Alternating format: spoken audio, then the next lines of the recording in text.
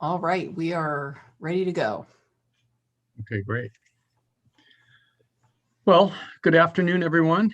It's a pleasure to be with you again today. We're coming back here after having a couple of advisory committee meetings and a public informational meeting in the end of September. I think the first thing of order of business kind of go through the agenda and what we hope to cover today. One would want to, going down the agenda task list, just go over some of the comments that we received. Can you hear me okay, Audrey, and everyone else? Is this okay? Yep. Okay. And the public input summary of notes that I provided with the agenda. We're going to go, we've gone through these guiding principles at each meeting. We're now down to our short list.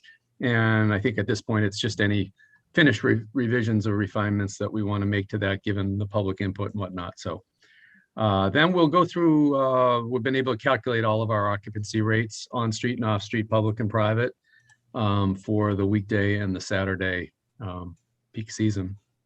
We can go through that. I've done spot duration of stay survey to look at how long folks are staying in the 2-hour zones at spot locations and adherence to the regulation. And then we'll start to talk about some of the findings that we're seeing from the data and the input and so forth. So at the end, I think we want to start a discussion about alternative improvements, and maybe from a very high level, focusing on major themes of potential solutions that address some of the findings and deficiencies that maybe we've uncovered. So with that, I would just start with the public comments that we received. It was lightly attended, the public meeting. Of course, it was live streamed, and so we got additional comments that came into the town manager's office as well. But some of the things that we kind of discussed at that meeting, after doing an overview of what we're trying to accomplish, we heard a little bit about some of the things we've heard about already at advisory committee and stakeholder discussions about commercial trucks, double parking, tour buses, all of these unique vehicles that can cause issues with the downtown parking. We heard, we had a discussion a little bit about 2-hour parking and it being sort of inflexible given the amount that we have, perhaps the total supply that feeds the commercial district. So that inflexibility was sort of raised as an issue. Socioeconomic equity issues too, like we need to consider the needs of different user groups. And in terms of if whatever regulations or pricing comes out of the study, that needs to be an important factor. Other things like bike racks. I think one discussion was sort of, we had talked about at the advisory committee last time about people circling looking for parking and how much of the traffic downtown is related to people cycling back into the downtown, not finding parking after running down Main Street and adding to a traffic issue. So given that parking constraints can be an issue and traffic can be an issue during busy times in Camden, boy, obviously anything that can address both of those things is a double bonus or a double win. Okay, a couple of letters that came in discussed things such as more enforcement and higher fines, perhaps on parking, and various pricing ideas. There's some discussing about another letter about from a business person about let's meter the time zones, but need to make sure that we have some available free parking for people who work downtown. That was important in the theme of that.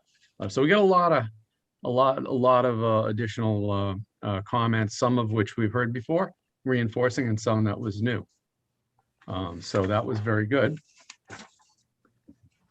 And before leaving that, I guess I'd just open up if there's anything that you saw in there that I guess you didn't agree with, or felt strongly about either way.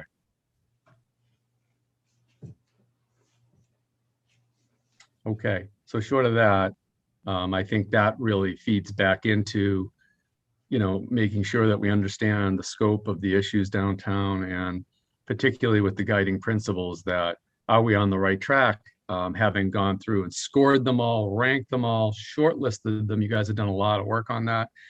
We're down to 15. My feeling about it is, with the input received and thinking about it since the last meeting, if there are any refinements or any that you feel strongly should come off the list, happy to discuss it now. Or, it'd be fine too if we want to submit, emails to Audra and suggest modifications to anything at this point. But it seems like we're honing in on what we're gonna use to kind of evaluate improvements.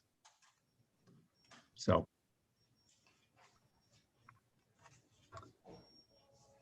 yeah, we'll hold those out, and feel free again to email in, and we'll revise if need be. But it seems like we got a pretty good core of principles here.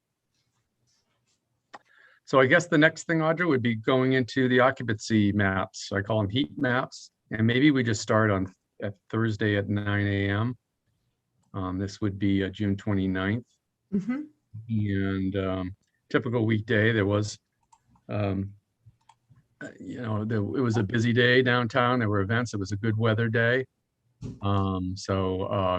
the importance to look at this map is really to understand what we call effective capacity, shown in red. And effective capacity for parking lots, we consider 90% use. And that would be effective capacity. We don't have a reasonable expectation of finding a space on that lot. So that you're going to see in red.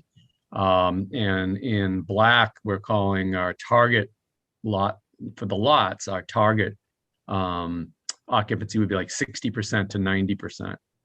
And as you get more into active parking management, those targets that window gets smaller. We don't consider 60% anymore our target. We try to get something, maybe 70 to 85%, so we start to window in. But right now we're calling that target 60 to 90% because we're a passive program. And underutilized, which would be in blue, is under 60% for the lots, under 60% use for the streets as well. The only difference on the streets is the red for the streets is we consider 85%, unlike a lot which has a easier circulation stream. The streets we look at 85%, which is about 1 out of every 7 spaces being available, which is acceptable. Above that, we start to hear the complaints and the customer frustration. So what do we see here at 9 a.m.? And it's pretty much what you would expect. A lot of underutilized. Obviously, I haven't really gotten going yet. But here, what's very interesting is certainly that the public safety lot already getting full, if not full. And so that's great. Employees going to the lot, obviously, excellent. And then we have the public landing lot also. That was a little surprising. I was surprised that was at that 90% level so early in the morning. So we took note of that. You can see the library lot up there is in that target.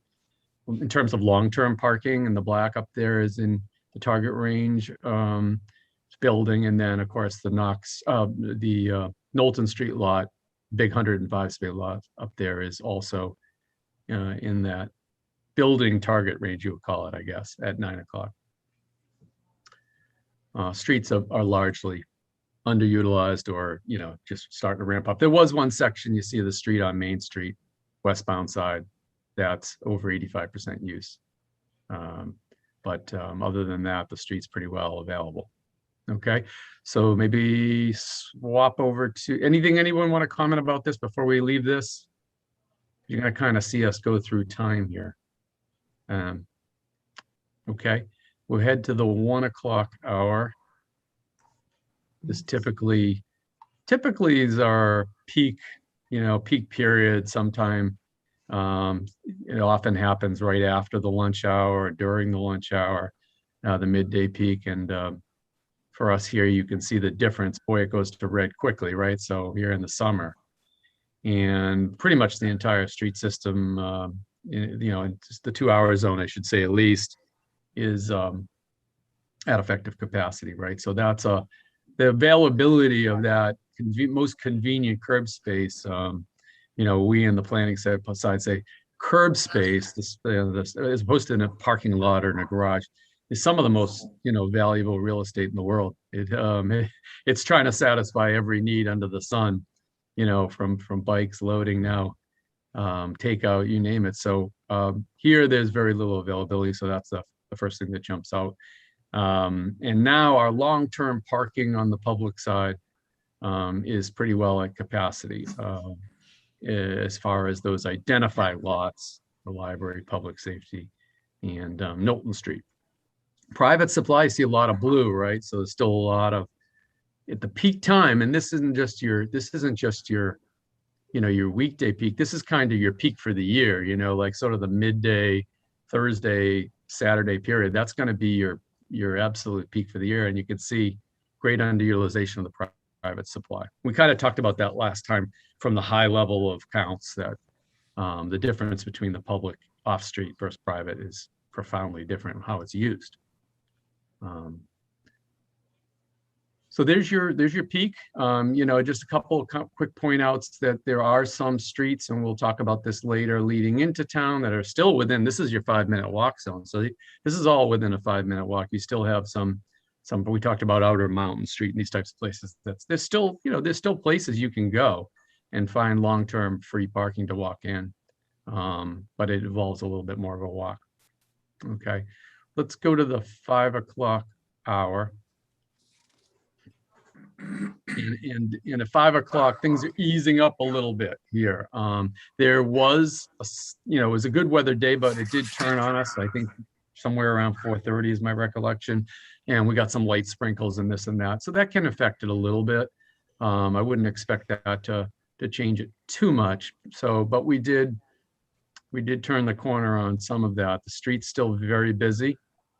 As you can see, public landing, takeaway as it remains full or at effective capacity the entire day, right through all the time periods. I'm not showing 7 to 8 p.m. I could have mapped that as well. That wouldn't be too different than this. It might ease up a little bit more on the street. So it's ramping down somewhat. And as it gets a little closer to dark, that tends to happen because people want to park closer because of the lack of lighting and walking. So your downtown parking supply shrinks a little bit sometimes when it gets close to dark. So here now, okay, your long-term public parking, you have availability, great, but the public landing's still busy. So that's your weekday period. Any impressions here? Any surprises? Anything that jumps out at you one way or the other? Pretty much what you might expect. Yeah, no surprises, I don't think. You guys live it, so you probably makes sense to you even more than me. I was sort of surprised the lot on Mechanic Street that sort of connects to the Washington Street lot, that those were pretty, I thought they would be utilized at a higher capacity for a greater amount. Is this the 2 hours odd or the 2 hour small 2 hour lots? Yeah. Yeah, I mean, I think I've wondered the same thing, and I almost think that it's it was traditionally not really been known so much as a public lot. I think a lot of local employees, town staff used to park there. And I think this year is the first year that it was actually kind of really out there that it was a public lot. Maybe it was last year, but since then, I don't think it's been utilized a lot. I think people just don't assume that it's a public lot. There's not a lot of signage there. So that's my guess on why it's not used as much. Yeah. I wouldn't read too much into that. I mean, I'd have to look up what this percentage is here. My guess is that even though it's black, it's very close to it's probably high 80s. It's probably still very well used. And again, a little bit of rain there might have dampened that a little. I think Saturday you'll see that better used. But, maybe that's a little misleading for those two, because they were pretty busy earlier in the day. Do you mind? I'll go back just to take a look. So this Yep. 9 a.m. on, oh wait, sorry, that's Saturday. Thursday, Maybe look at the one. Saturday. Yeah, it starts getting filled up at 1. Oh, they're black. So. Yeah. Yeah, they're black. They are. At 1. But again, that can be very, very close, and I can look up those percentages for you. 90% is a pretty high bar. That's probably, Yeah. one space being empty or a couple spaces being empty. So, and remember too, handicap spaces. So particularly the one on Mechanic I think it has 2 or 3, but it has at least 2. And if those 2 are empty, it may not be in the black, so, I mean, it may not be in the red. Yeah. So that makes a big difference. So they're busy. I would make sure we'll look at Saturday too. So why don't we switch over to the Saturday? Saturday 9. It's Saturday, 9 o'clock. Yeah, interestingly, the public safety lot again, capacity, a couple of private lots. And here, at 9 o'clock here, that 2 hour is at capacity on Mechanic Street. So at 9 a.m. Pretty early. On street, yeah, similar to the weekday, maybe a little bit more busy on the street at 9. We'll take a look at 1 p.m.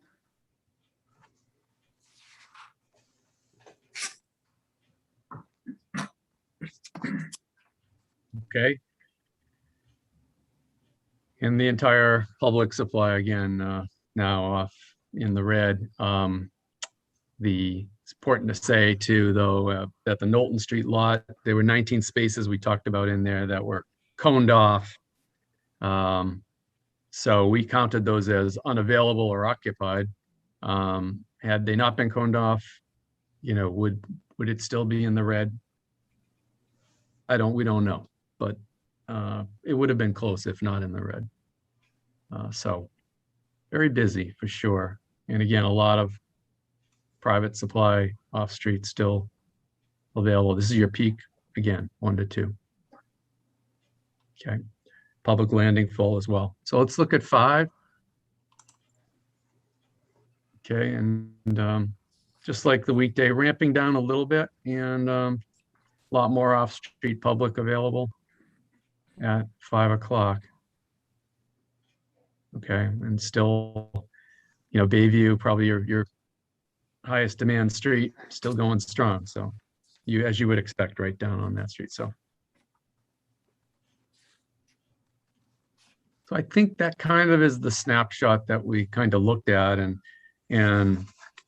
with that, we then kind of want to zero in on those time zones and try to better understand the time zones. Are they appropriate? The first thing we do is spot duration of stay survey to kind of look at, well, how are people following the rules, and what kind of turnover are we getting on the street?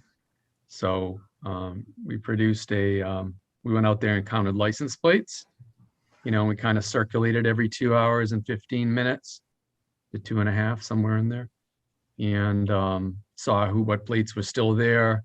Occasionally a plate might move a space. We count that as someone who might be just shuffling up to stay within the 2 hour limit.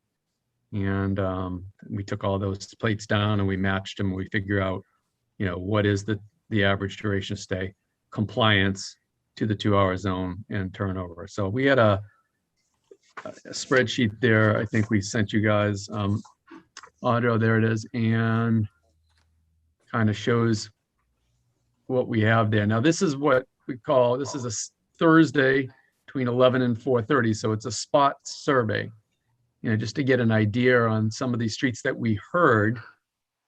And streets had issues with employees on the street, but Main Street, certainly we heard about Bayview and the public landing lot. Other streets that really came up a lot through the discussions was Chestnut Street as being one where that happened. So what we found, though, was that, within that parking in excess of the 2-hour limit, 25% on Main Street, 26.2% on Bayview, and 22% on the public landing lot. Those are very, very high numbers for violations. We'd like to see those at 10% or somewhere around 10% would be maybe normal. And then tickets on a lot of those cars. Now, I know we've relaxed enforcement. A lot of communities have done that with COVID. And so that may be reflected here too. But suffice it to say, that's a high number. We looked then at how many of those cars parked over 4 hours. Typically, a great deal of those folks are employees or business owners, sometimes even. And there you can see maybe a little less on Bayview, but we did see it on all 3 streets of cars over the 4 hours. That really should be 0. And that would be our goal, right? To get that to 0. So that's kind of what we found for turnover. So the bigger issue, one takeaway is employees we went back and we talked with Scott on enforcement, and he verified, he had a good sense of how many employees are in the public, trying to park in the public landing lot versus other places. So we kind of verified it that way as like, there's a good amount of employees. The other issue with that is, of course, losing that turnover, especially when you're in a free park environment and you're at 100% capacity or close to it, effective capacity for your street system as a whole. That's a loss in the cash register for sure when those streets aren't turning for customers, because some of them just won't stop if they don't have those convenient spots. They'll go elsewhere. So that was our takeaway there, and I think that's a good lead in. Maybe if any comments or ideas about anything that's been presented so far. I don't want to jump too quickly here. Is the percentage of compliance kind of consistent what you see elsewhere? No, it's much higher. I mean, I think that 15%, I think 10% is what I like to say is ideal for 2-hour zones. And we're in that 25%. I think so. I think that speaks to enforcement, potentially pricing, those types of things is what will change that. All right. I do think that the maps are really good illustrations of what we have for parking, what's available when. I think it's a good. Thank you. It's good. There's always an anomaly, and sometimes we can't explain certain things and something will jump out. But most of it seemed to make sense, and everyone we shared it with, we actually had a local resident helping us with the counts, and also that helped verify some of what we were seeing. So on to preliminary findings. Again, these aren't all the findings. I think we wanted to focus here on the first meeting really on high level sort of conclusions we're kind of drawing, and make sure we're on the right track here with the advisory committee and what you see. So I had a list there, Audra, of 20. Yeah. And the first one, really, some of this is a rehash from the high level stuff we shared last time. Public versus private, 1,500 spaces on Offstreet that counted at 5-minute walks, 47% public, 53% private. That's awesome.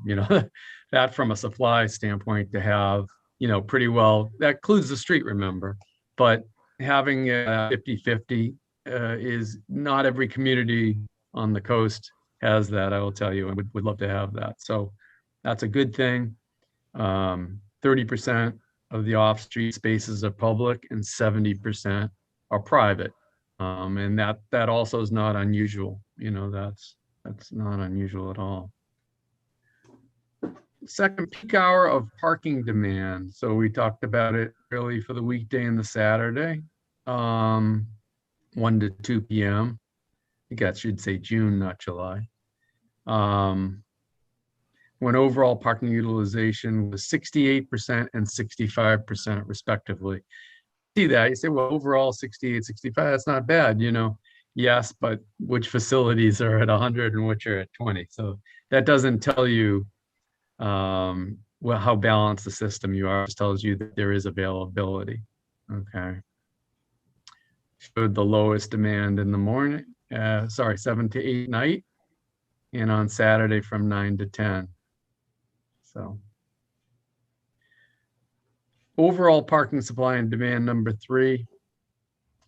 Peak hour monthly rates provided above indicate that there's sufficient parking down to meet current demand. So, look at that. You're not thinking of building structures out of the gate. We don't have that kind of problem. We might want to be thinking about down the road, land banking, certain areas opening up, but certainly, there's a sufficient supply and demand out there for public and private. Okay. Overall on and off street parking use and availability, number 4.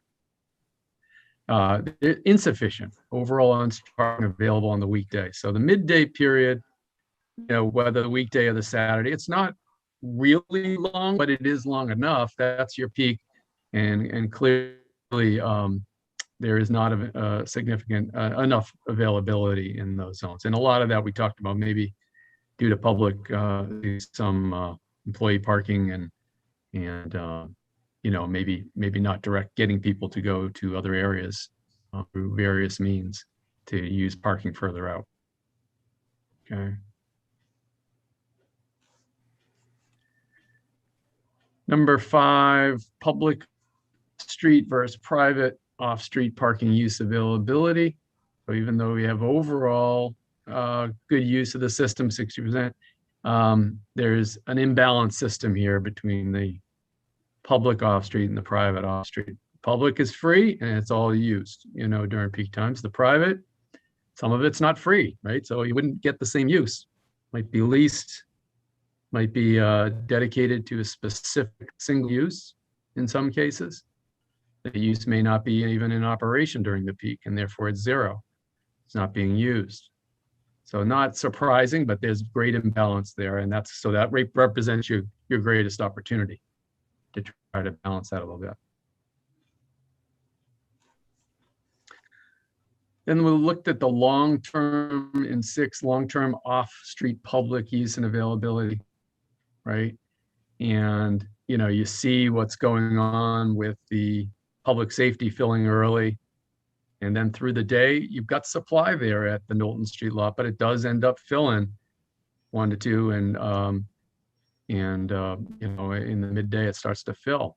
So, it's something we should be keeping in the back of our minds from an overall perspective. This is an interesting one in 7. There's no long-term public parking lots south of Knowlton Street and Main Street. So yeah, everything is up there to the north. It's a 5-minute walk zone, so it's not far. But when you have free parking, walk trips want to be really short. People don't want to walk very far. And so that's serving the south. So where we see the greatest amount of abuse of the 2-hour zone is the furthest away you get from these lots. Why is that? Because the employees, when you start working down further south off Bayview and areas, you start thinking, well, do I really want to go up to those lots up there? Or maybe I can shuffle over here to Outer Chestnut Street, or I'm going to do something different. Maybe I'll be in the public landing and take my chances, right? So some of that we see as a result of this. Number 8, there does not appear to be any regulations prohibiting multi-day parking of vehicles in the long-term public parking lot. 9, the Camden Company parking, let's be singular lot, is significantly underutilized. I think we were under the impression the Wood Street lot was Camden Company, but it is not. So that should just be single lot there. And I'm not sure, is it Mechanic Street? Is that right? Or is it Knowlton? Yeah, it's Mechanic Street. Yeah. So there's some private lots that are significantly underutilized. And 10, we're kind of looking at the churches, and even Bella Point out there off Mechanic Street, still a 5-minute walk in, even grossly underutilized. So opportunities. Talked about residential streets that have all-day unregulated parking, Mountain Street, Pearl Street, Union Street. These are streets that, there's an awful lot of public parking. I mean, we're not saying we're going to direct a lot of people there, just pointing out that there is a lot of it there. 12, the skateboard park on street parking turnover and adherence to, that's a typo. Take the skateboard park out of that. It's on street parking turnover and adherence to posted time limits are poor. So if 1 in 4 folks parking on Bayview are excess of the 2-hour limits, yeah, that's we want to do better than that. So we've got to look at turnover. That's a major issue here, a major finding. 13, parking enforcement staff coverage is insufficient given the geographic size of the 2-hour zone. And just, 5-minute zones like this with this amount of time restricted free parking, we would typically have 2 full-time enforcement officers on all the time. And during the busy lunchtime peak, we would typically add a 3rd part-timer to cover those time zones. Remember, all that they've got to do, the chalking of tires is major league labor intensive. You really do want your CSOs also handling all of those little traffic snafus that go on, whether it's a double park situation that's easily remedied, a truck doing something that can be moved. Really need, we talk about traffic and how we can do a double hit. If you have the right amount of CSOs out there, you can really solve a lot of these problems in real time. So before they become a major issue. Okay, talked about 14, that, someone brought up the violations, the rates are low, and, that $10 first offense is well below the 30 to 35 that we see as sort of the average here in New England. The second offense pops back up, so that's good. But that's something maybe to look at.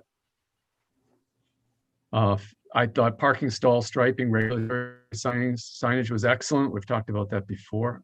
Directional lot signage is functional. I think definitely could be improved. That's leaving it to, we're all used to seeing those Camden signs, whether they're architectural signs or street signs. So yeah, they're there. We know about them, but for the person driving in who's seeing all these different signs, yeah, we could probably do a better trailblazing into places that we want to bring people. And then once they get to the lot, we heard a lot about this from various interviews that, I can't tell if some of these lots are free or public, and particularly the Knowlton Street lot. So, whether we need to come in with different striping colors, public versus private, and better signage there, especially at the entrance to those lots, that kind of tells them the rules and that's ideal. We already talked about motorcycle spaces, and sorry, I jumped over the 15 minutes. 15-minute spaces, yeah, we didn't get more than half of the use at the post office. I'm sure there's times you get all 8 spaces used, but for the vast majority of time, and in all these counts, and remember, this is your peak summer use on the peak hour and the peak day, we weren't getting more than 50% use.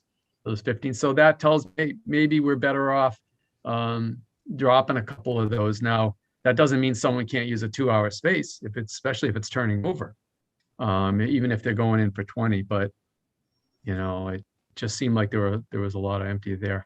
The motorcycle spaces, not a lot of use except the public landing lot. But again, we understand the reason for those odd shapes that you have left that can't fit an actual car in it. Why not have a use for it one way or the other? So we understood that.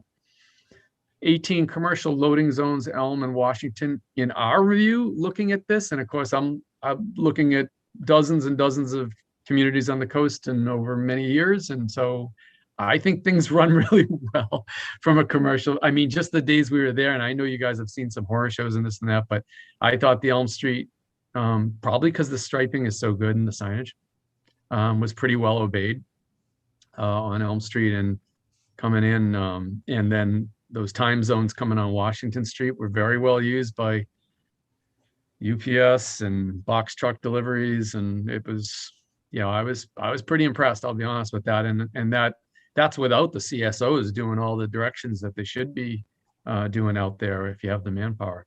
So I was pretty hopeful for some of that. There's improvements we can make for sure.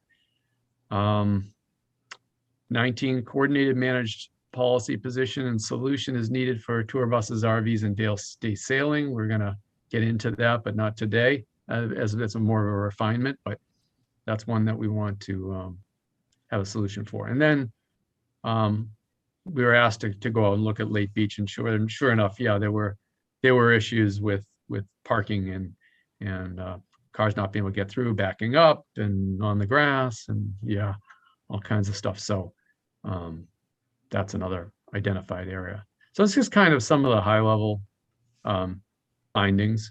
The biggest, of course, is availability on street, trying to balance that we are running out of public long-term space, even though there's a ton of private space off street. And we're not getting the turnover, and we're not getting the compliance to those time limits. So those were the biggies, I guess, if you would. Anything we feel like we missed at a very high high level. Not such and such corner, but something you think is really important. One observation I've had just trying to get down Bayview Street this summer is behind the post office. There always seems to be some truck blocking the street there. And I don't know what you do about that, if anything, but I mean, sometimes it's not even one way. It's like, hold your breath and hope you don't hit something. Anyway, it's just an observation. Sorry, keep going. Anyway, that's the one other place. I have a question about the lot up on at the Christian Science Church. That is traditionally, it's in your list, but that's traditionally been available for public parking. Is that right? And that may change. Is that correct? So the agreement with them expired, what was it, last month or the month before?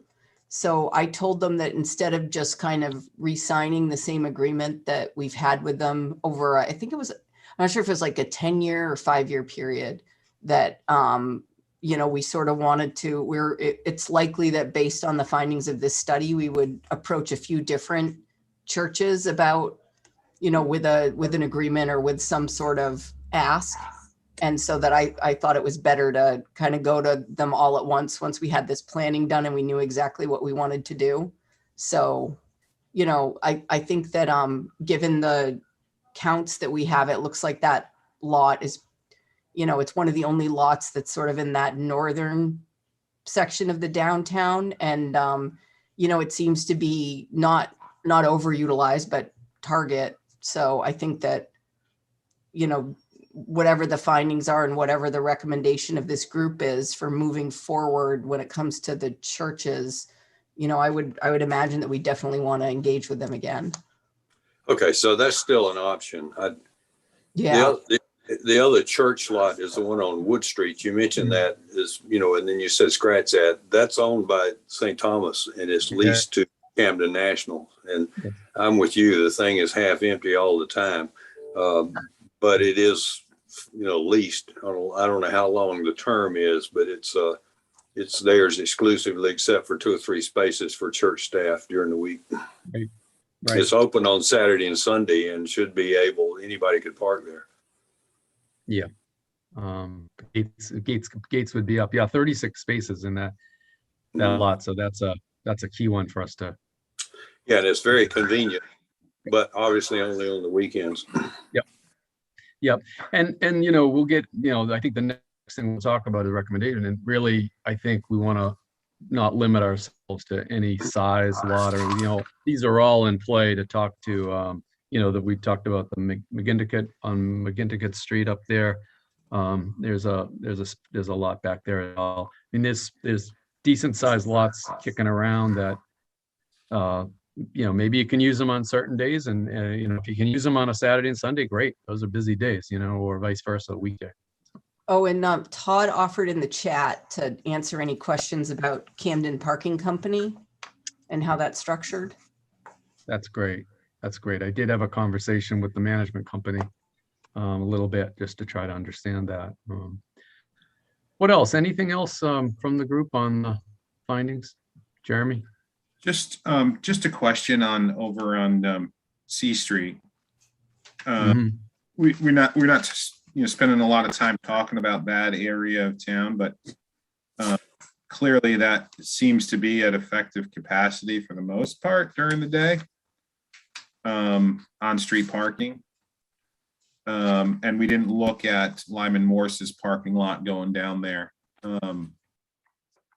Yeah, I should say, We also didn't look at our little lot that we have up on over there around the corner. So I just didn't know if yeah, that's really the residential neighborhood that I think's impacted the most by on-street parking would be. yeah, that's a little misleading, and I'm sorry I didn't mention that it was not the regatta. What was going on that weekend is the, Okay. Oh, the Camden Classic Cup. Cup. so those Okay. are skewed for sure. You're not going to see capacity. I mean, I've been there now a few times, so I've seen it on other days, and it doesn't have the use, or very little, if any. So yeah, that was skewed that way. And their lot, we didn't count, it was full because of that. Sure. Your small lot wasn't, though, interestingly, because there was only, I think, 2 cars in there. I took some photos during the peak, so for No whatever one knows reason, it's a lot. Yeah, no it's one knows not it's a public. parking They lot. don't know.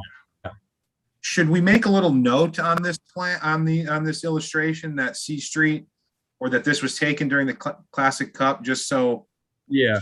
we identify? Put it right on the map. It's going to be in the body of the study, but absolutely Okay. put it right on the map so people can say, oh yeah, that's why. Yeah, All right, I will do perfect. that. Thank you. Thank you. Well, that area's could have some heavier use later on when they get through with their work over there. So that, True. that could change soon. That's right. The That's use right. of that area. And it's unregulated, correct? It's all day free right now. So that, you may have to go back there and reevaluate, once everything's in, but. That's kind of the reason why I wanted to bring it up, at least understand that it would happen on the Classic Cup day, because you're right, Scott Lehman, that eventually, that area is going to be more developed, more uses happening on the Lyman property.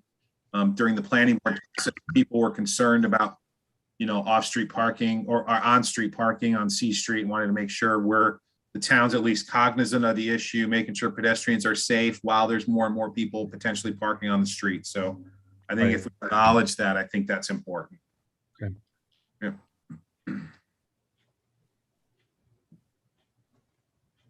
Okay, I mean, do we want to kind of start to talk about ideas about ways to address some of those findings? I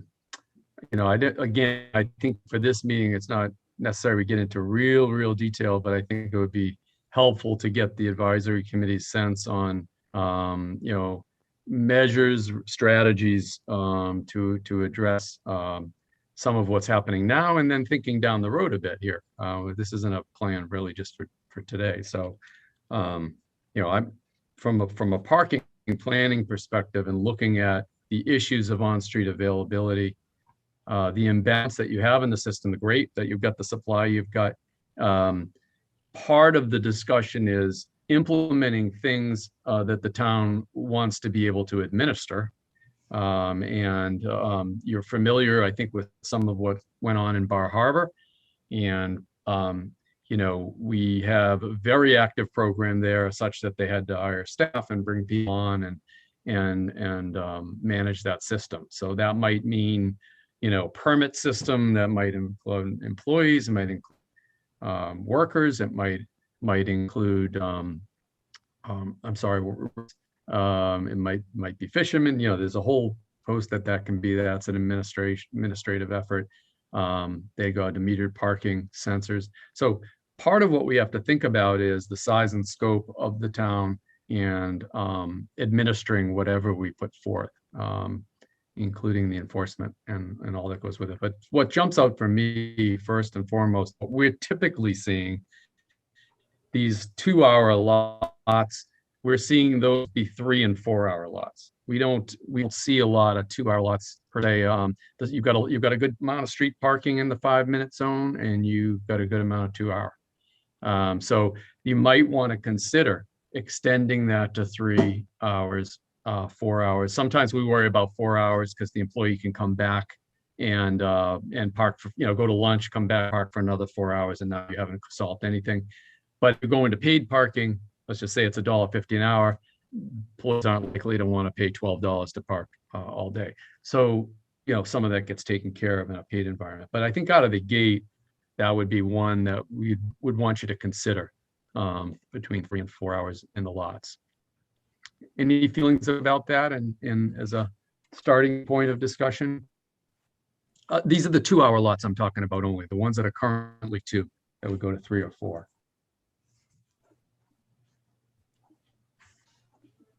So that's the landing, public safety, and the smaller lots on Mechanic in Washington? That's correct. I mean, and it could, if you have a permit program, it could be the library lot. I mean, it could be the library lot because while it's right there and, you don't need signs to say employee parking space, you would have a permit for the, a permit for the employee. So they would all be open 3 or 4 hours, what made sense. Mm-hmm. So that's one that's out there. In terms of availability of the 2-hour zone, really what we're seeing that you have is you've got the effective capacity of the entire streets program for a good amount of period in the peaks. That's extended a little bit here, and along with poor turnover and a lack of, I guess, adherence to the 2-hour ordinance, the combination, you're certainly meeting warrants for metered parking. And I mean, this is the process we went through in Bar Harbor, that at a minimum, there would be consideration of metering those prime, now we'd say 3-hour, 4-hour lots, but the public landing, the 2 that you mentioned, Audra, possibly the library, as well as the street system. That is currently 2-hour. What does that do for us, really? Metering on its own is self-enforcing to a large degree. We get much better turnover. Now you have an economic choice to make. So, not everybody wants to be right in front of the store. Some folks are going to say, well, I can't do that every day. I'm a worker here. I got to park a little further out. So it creates availability on its own. It takes a little of the edge off Chuck for the police department, the enforcement group, and accomplishes some of what we're trying to do, which is make better use of private facilities. We've got a lot of folks this happens in a lot of communities. They own private lots. They keep them open for the customer. They put their employees in the private lot for free. So there's a lot of stuff, dynamics that go with free parking that may be addressed by a meter program. Again, in Bar Harbor, it's May 15th to October 15th. It might be here based on the numbers and what you have. It might be 9 to 7 weekdays and Saturday. Sometimes Sunday, I think in Bar Harbor, they're 12 to 8. You have that Sunday. Some folks choose to have no metered parking on Sunday. So those are considerations, but I think that you'd be in that ballpark anyway. So for the on-street metering, if we were to pursue that, just based on the capacity as it is, how far out would metering be recommended? Like which streets and how far out on those streets would it be useful? You typically start with what's in front of space, and your 2-hour zone pretty much does that. I mean, it follows mixed use. There's not a lot of residential streets with 2-hour.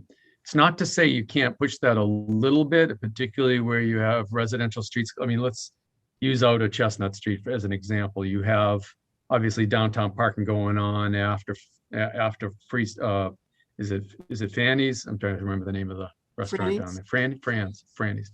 And as you get further out and start to go up the hill, you're still getting a lot of visitor parking and that kind of thing, and employees. You could extend beyond what's currently 2-hour But then, you know, the residents would be called into that to kind of participate. If they have a lot of driveway space, maybe they're fine. If they don't, you know, then you're talking about a potential resident permit. Everyone would be exempt for 2 hours, you know, 2 hours, but the permit would allow them to park on street longer. So, but what we typically start is just the existing 2-hour zones, streets that are either in front of commercial or are on streets that have residential or very little, you know. An example of that might be Atlantic. You know, there's not a whole lot there. So Mhm. you could still meter that.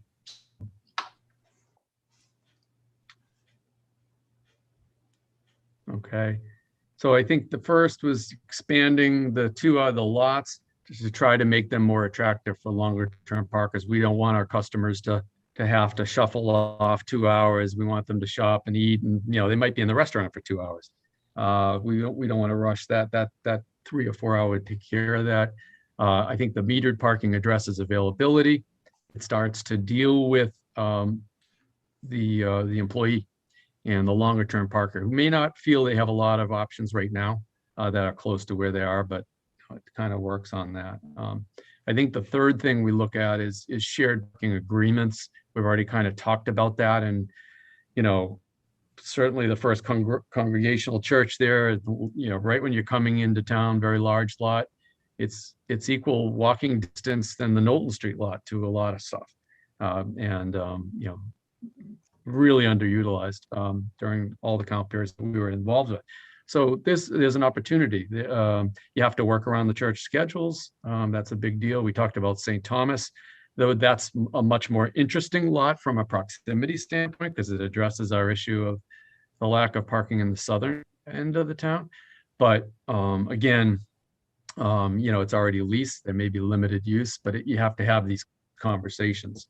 I know there's the Paradise lot down there off Chestnut. You know, there's the Camden Parking Company's lots, which again are being leased. You know, they have individual owners. Both of those lots are being leased, but per our counts, they're not maximizing use, even with that shared leasing going on. So there's an opportunity.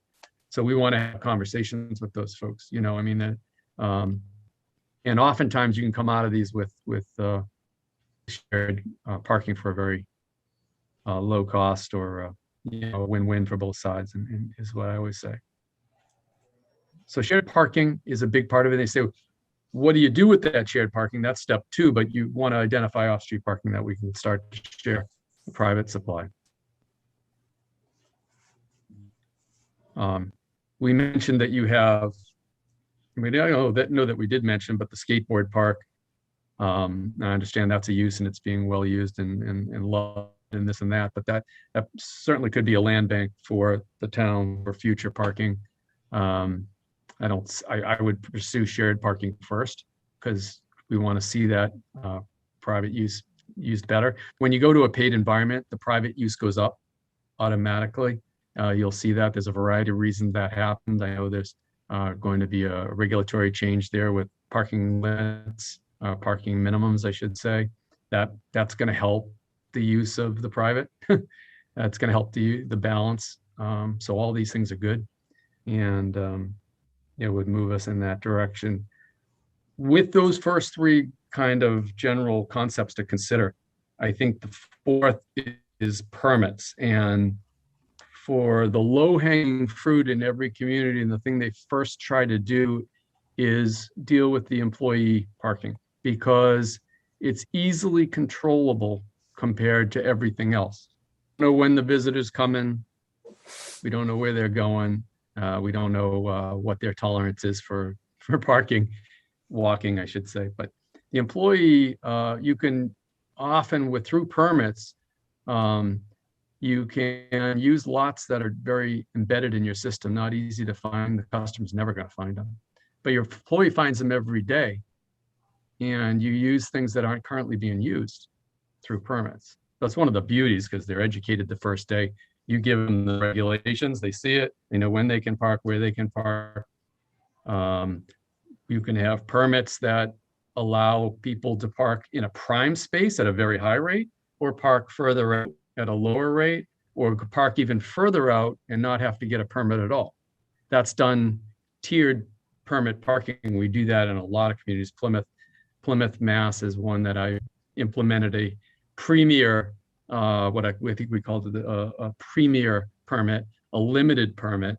And then I think there was a free parking bank outside of that. So we wanted a three position. You want free, here's where you have to go. You want a very, very low cost, here's where you go.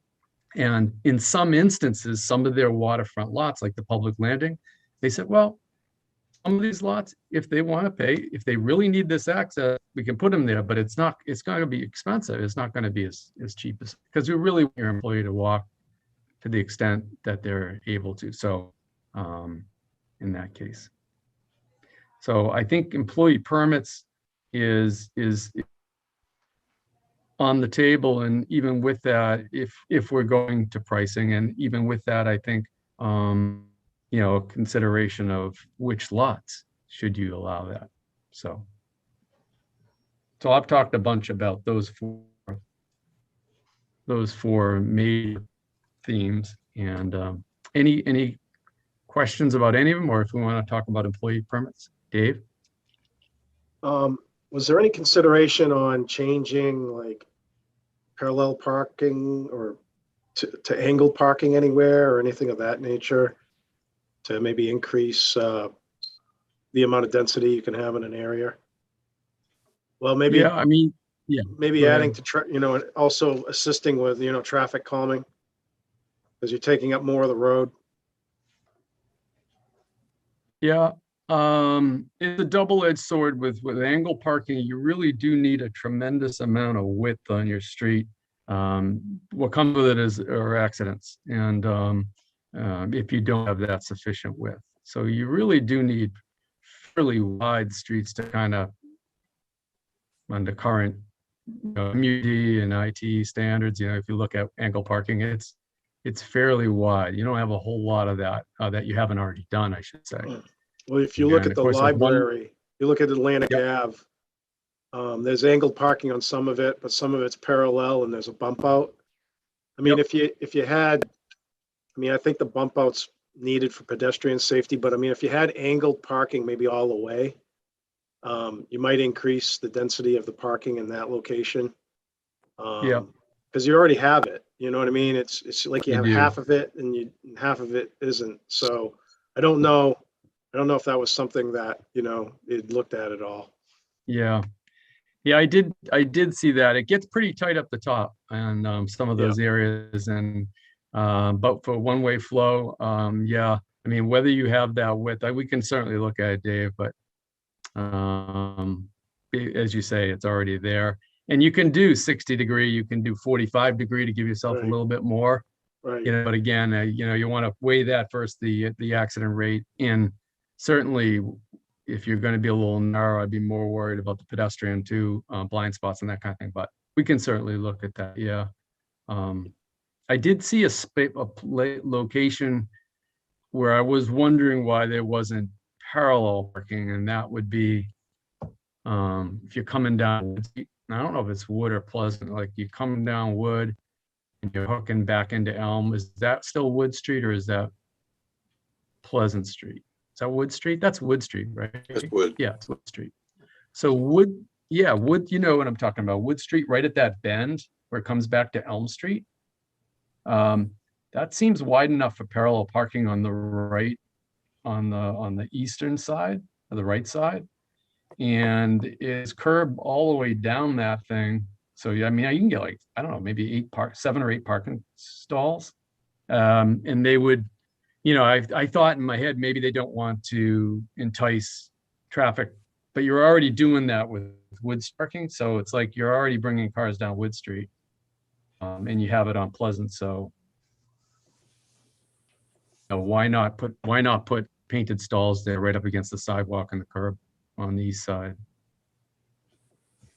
Maybe something I'm missing. And you got a business on either side as you get to Elm. So that's prime. That would seem to be a prime. It must be some reason they didn't put them in. But are we talking by the Smoothie Shack? Is that where you're? that where? Yeah. The banks there and the, Yep. Mm-hmm. yeah, I think Part of it's, that's a two-way I'd street have to though, go isn't back, it? but I, Isn't that two-way street once you make that curve and head? It is a two-way street there, which seems to me it should be a one-way, but I hear you. well, okay, well, that's an opportunity then to consider that. I always thought it was one way. I think most people think it's one way, but it's not signed one way. Interesting. Yeah. I've never seen someone coming the other way though. That's right. I didn't either, and that's why I assumed the same. Sorry. Okay, but that might be one. I mean, you get into one ways and they're very, you know how that is, David. It's very difficult to change the circulation pattern for parking. I typically recommend it just based on parking. It needs to be usually a win-win. Like there needs to be a traffic benefit with, now I can add more parking. I don't, it's hard to do it just based on one, but that one there, I think, is a one to look at.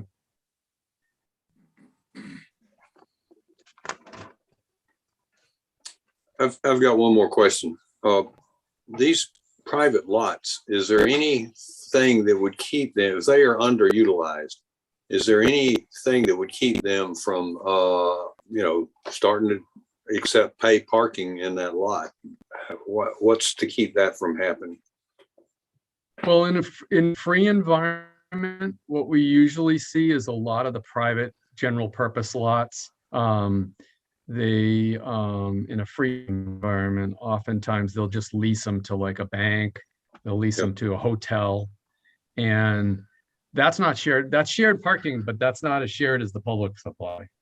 The public supply, we're not identifying spaces with a card. We're saying anybody can park, and by the way, we try to maintain a use of 85% use, 90% use all through the day through active management. So they are sharing parking, but not as much as the public, not as much as you guys would.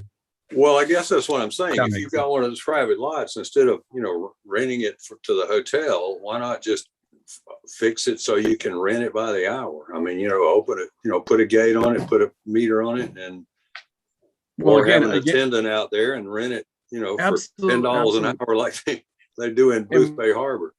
What we see happen is when communities finally say, okay, gosh, we have no availability. We need to start charging for parking. When that happens, what happens in those large purpose lots is they realize, oh, we're not maximizing use or revenue anymore because now there's a huge demand.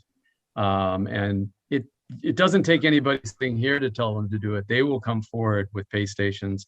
The gates will go away, typically. Sometimes if they work out an agreement with the town will enforce that even, which you can do with a letter agreement.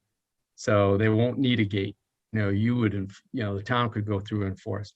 So that happens almost, what's the word I'm looking for, on its own. On its own. Yeah. It just happens. Okay.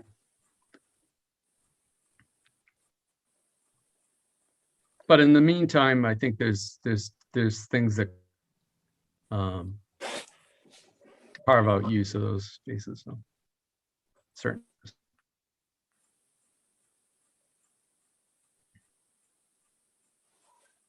And I guess just so I'm asking the question, if we were to continue sort of a free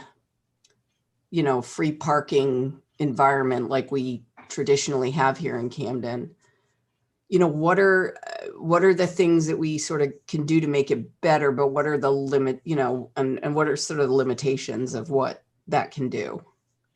Yeah, well, the difficulty is that the amount of enforcement that you need to get the turnover, to get adequate turnover and availability of spaces, so that people don't say, oh, there's a parking problem during the middle of the day, I don't go down there, that's this time.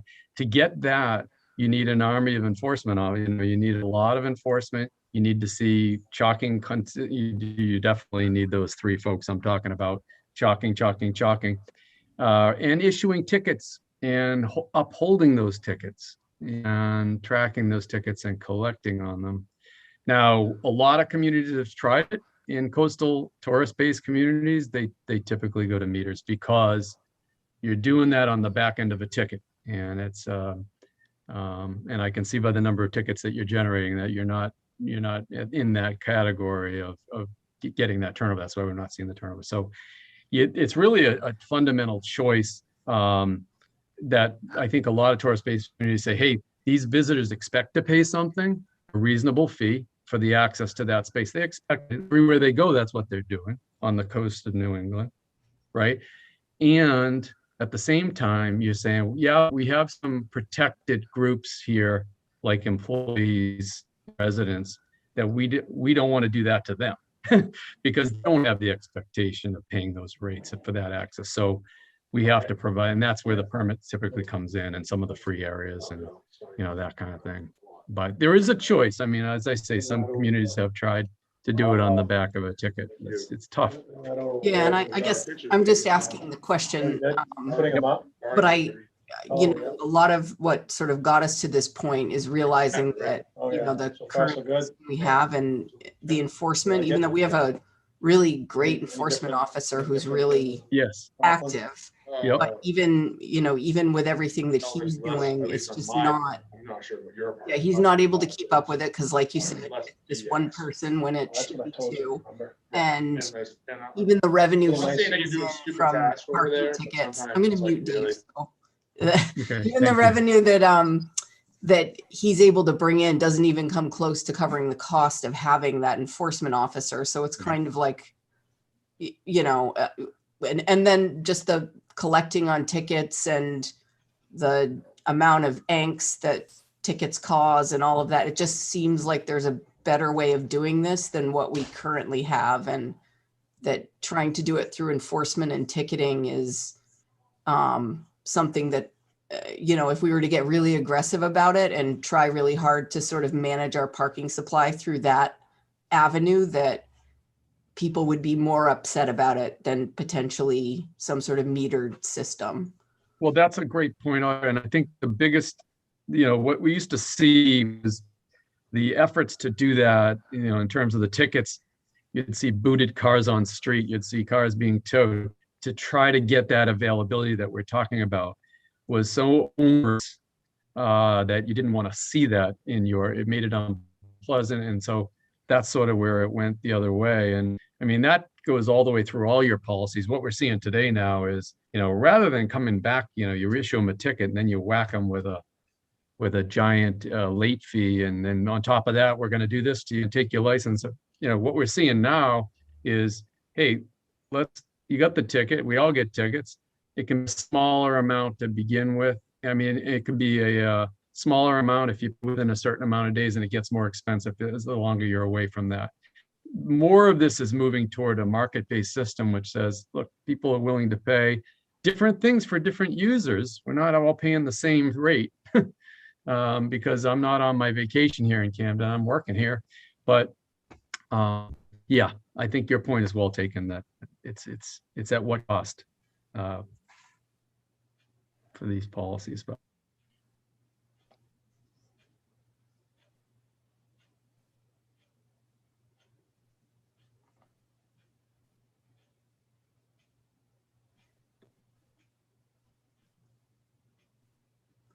so I think the and you're considering those 4 pillars, if you will, of consideration, which is a little bit of longer time zones in the lots, shared parking agreements, certainly with the privates, and make better use of theirs, creating availability with some metered parking, and then having a free area, if you will, at least some reasonable walk distance away. That seems like a holistic approach with permits. The question always becomes, though, if you meter these, how many people are we pushing? Who are we pushing out of those spots? If it's going to be employees, where are the employees going to go? Because we don't want to just push them to residential streets. And if there's concern, so we want the alternatives for them to park to be good, with their permit. to go to a place that's reasonable distance.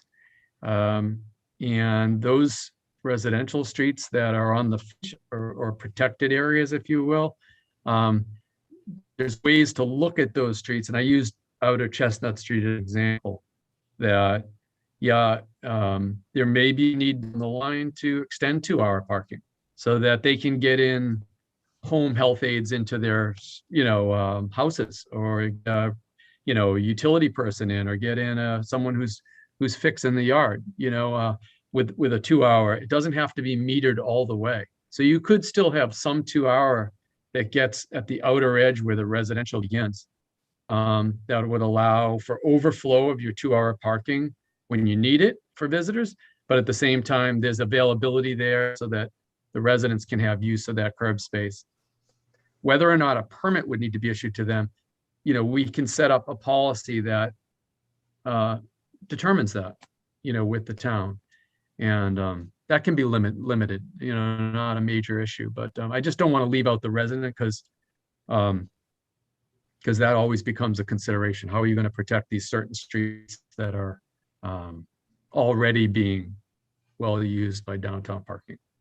And we have to address that as well.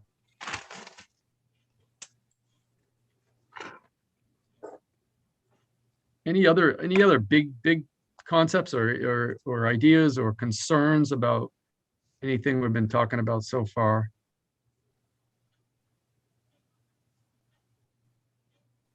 I mean, I don't know if we discussed the toboggan nationals and that kind of thing. Did you go over any of that, John? I don't think so. Dave. So the toboggan nationals become, people, but probably Todd knows better than me, or Jeremy or Audra, but it can get quite congested during that time of the year. A lot of people get trucked in. There's a lot of busing that goes on.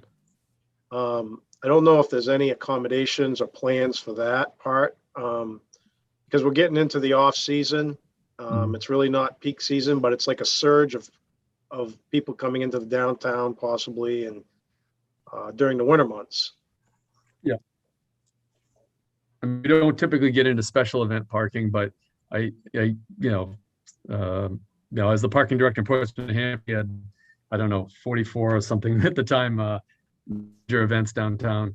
So I'm well aware of it. Each one was a little different. We did have a special event plan, a basic spine that would change depending on what the event was.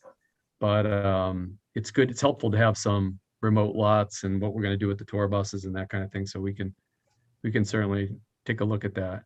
Yeah, I mean, only because it's in, I guess I might as well bring this piece of it up too, because it's kind of connected. But so we've adopted a parking ban that's based off of, it's not a continuous parking ban, it's a storm related parking ban. So, 24 to 48 hours, we make a determination of whether or not parking can occur on street side.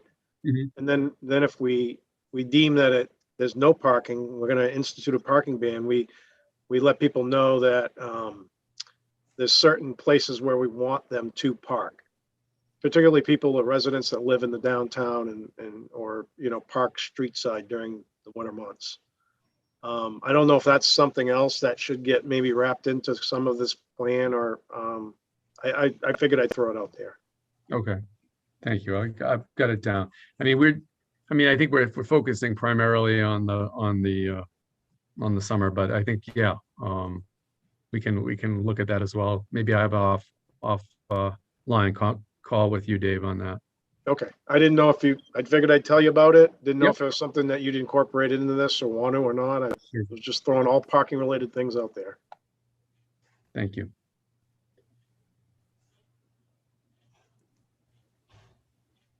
So I'm curious to hear what Todd thinks is the downtown business owner who, kind of hears it from, employees on what their needs are, and yet customers, and, both seasonal and year-round people. the big thing that I hear, and it's, you know, interesting looking at these maps, and it shows that the problem is right around downtown gets jammed up bad, you know, especially during peak times. And I don't see an easy solution to fixing that. And other than, you know, I'm just sitting here trying to brainstorm with the Camden Parking Company. It's attendance or utilization is down right now. And a big part of that is because so many people working remote. 2 or 3 of the biggest users of that lot aren't using it right now, even though they still own spaces or lease spaces there. Because typically it's not, I mean, it's usually busier than it is right now. So I was trying to think of how could we make it more flexible during times like this, but you know, you usually don't have a pandemic going on. So I don't know if you want to reinvent the wheel during this time, but you know, I definitely think you need more downtown, and I'm not sure if the turning it over more is the ultimate solution, and does that get you to paying?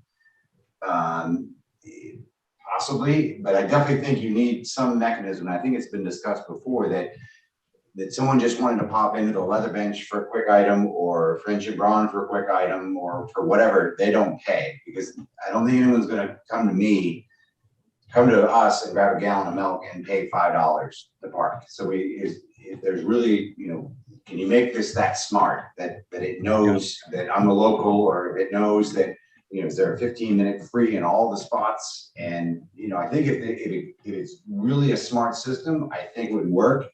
But if people are getting nailed for $10, $15 anytime they come into town, whether they're residents or visitors, they're just going to go, okay, I've got other options. I'm just not going to go downtown. And that isn't just for grocery. It's for florists, it's for whatever. And so that it's got to be really a flexible system. And if it was rewarding people for coming in and getting out quick, or even, you know, made it reasonable to go out to dinner, you know, at a certain cost. But I think if it's killing people financially or really hitting them, it's gonna be more of a deterrent.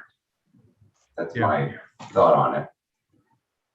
Well, Todd, on that one, I would say just on the issue of the time spaces, every city does it differently, and that gets into the implementation phase. But you can do it a variety of ways. Some communities, I mean, if I did a utilization of your 15-minute spaces, it might end up being 50 or less percent. I'm sure it would be. It would be, you know, much lower than, you know, 50%, where the rest of the street's like 85 and up. So, you know, some communities will just put one on each block face, and they'll put it at the front or the back of the lot. Some will put them in the middle, but usually you see them on one end or the other on each block, so that everybody knows, you know, I have others, so they're dedicated, they're free. Others will put you know, you got to pay a quarter, put a meter on that, 15, you pay a quarter, whatever it is. And others will make all the spaces the first 15 minutes free. And that's a technology solution, but certainly something we could do. So there's just a number of ways to do that. And it really comes down to how much of that the community wants to provide, but it's all designable. Yeah, I think the 15 minutes everywhere kind of solution is better than, because then everyone's just trying to fight for that one spot.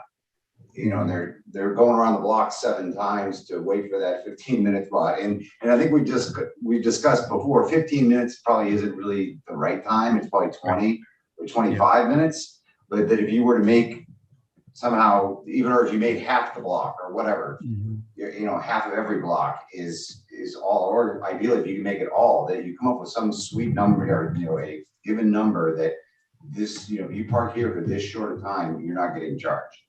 Yeah.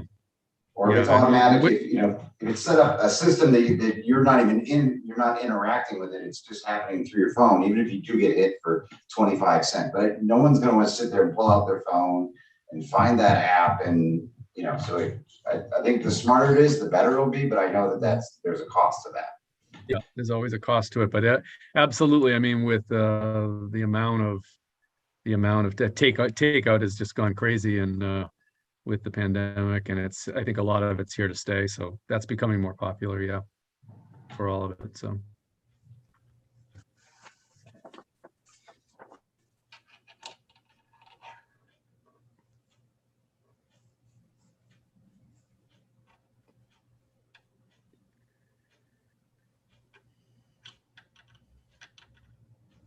I mean, I guess I had a question if there's any, we didn't talk about like down the line, we did talk about land banking with a skateboard park.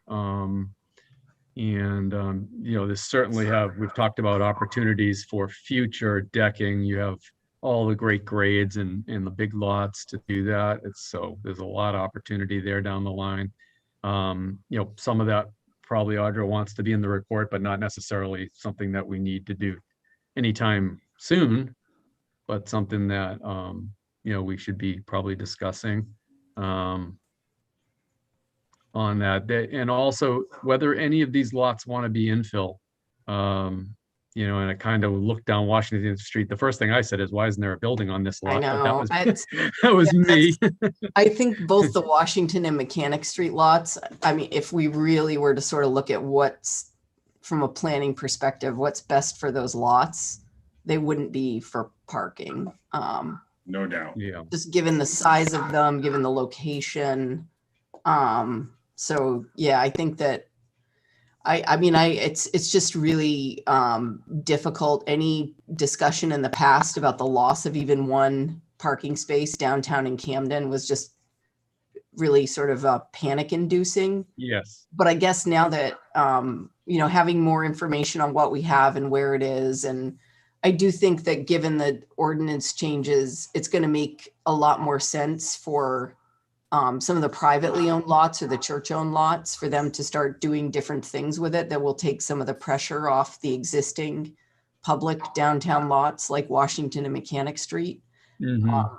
But I mean, that still is a big change for the town if those were to be developed instead of used as parking. But I Yeah. totally agree from a planning perspective. It's a better use for them and more practical given the way that they're laid out and the size and all Right. of that. And so I think I can include, a chapter on that. I think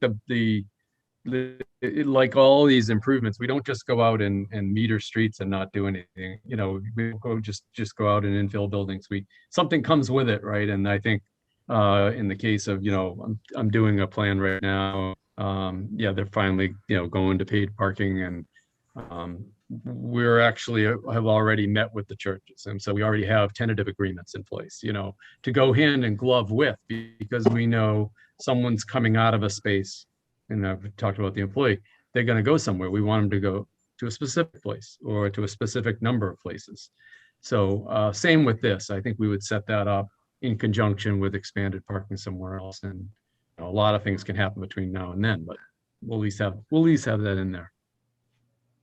John, as long as you're talking about land banking and, looking at things for the future, I don't think I've had a chance to mention this yet in any of the meetings, is that it's always seemed to be a real natural would be to put a deck on the Camden Parking Company. And because that's kind of hidden, it's kind of behind the scenes, you'd only see it driving up Mechanic Street, and you wouldn't necessarily have to do a 2-layer. You could let the Camden Parking Company still use underneath, and then you could be metered decking up above. And so have you seen anywhere where a private company leases the quote unquote air to the town for a deck, and that the town, comes in and actually creates the deck? Yep. It's been done a lot. Yes. I'm aware of examples of it. Yeah. You're right. So, right. Yep.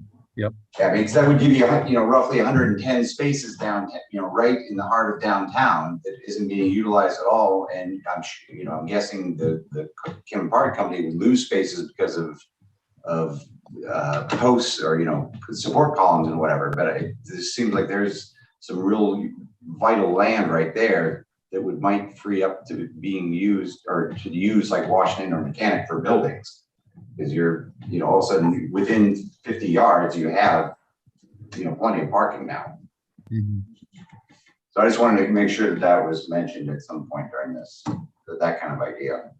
Thank you. Yeah, and you're absolutely right. It is as hidden as it can be. I mean, as far as that goes, just given the grade change there is amazing. So that's, yeah. Thank you.